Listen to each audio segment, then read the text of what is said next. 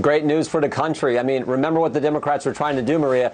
They were trying to cancel the guy that 74 million Americans voted for because they didn't want him to be on the ballot, have a chance to be on the ballot in 2024. And they were so obsessed with this, going after the president, that they were willing to ignore the Constitution, and willing to ignore due process, and willing to ignore the facts, willing to doctor evidence, and willing to, at the last minute, try to call witnesses when that made absolutely no sense to do so. So this is how focused and obsessed they've been. It was a good day for the country that the president was acquitted again.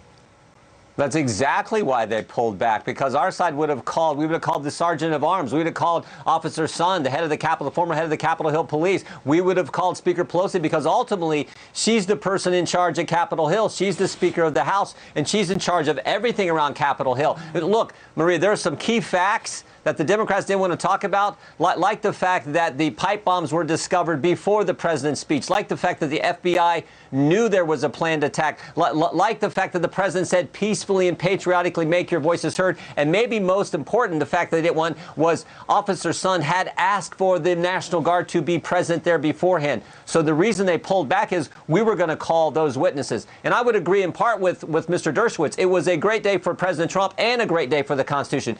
Both were true. How can you impeach somebody for engaging in speech protected by the Constitution? Document we take an oath to uphold. That's what the Democrats attempted to do. So I think it was a good day for the Constitution and a good day for President Trump and the 74 million people who support him. And we have to fight back against this every time it happens. We've all had it. We've all got death threats. I mean, this is ridiculous. This cancel culture is so dangerous, and we have to push back. On the day we had the impeachment vote on the House floor, I told my Democrat colleagues, I said, the cancel culture won't just stop with Republicans. It will come after all of us in the end, and that's why we all have to push back. And it took Maria, all of 13 days for that to be proven true, when the San Francisco Board of Education said the Dianne Feinstein Elementary School will no longer be named after Senator Feinstein, a liberal icon. Not good enough, because 37 years ago, she said something the cancel culture doesn't like. That's how ridiculous, that's how dangerous this is. And the latest one is Mr. Van der Veen, who did a great job defending the president. He's faced it now. But if we don't push back on this and stop it and stand up, as Mr. Dershowitz said, stand up for the Constitution and the First Amendment,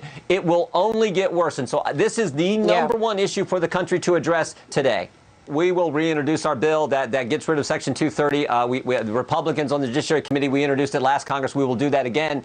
But I don't know. I mean, look, the Democrats are in control. I think all this underscores why it's so important. We push back against all this. We show the American people where the hard left wants to take the country, and how, when we show them that, I think in 2 years we will, in fact, take back the House, and Kevin McCarthy will be Speaker of the House of Representatives. But we got to highlight it, as the professor said. Every single time we see it, we got to get rid of Section 230. And frankly, we got to look at maybe breaking up these big tech companies and actually getting competition back in the marketplace, which is what fosters the kind of speech that we all need to have under our First Amendment.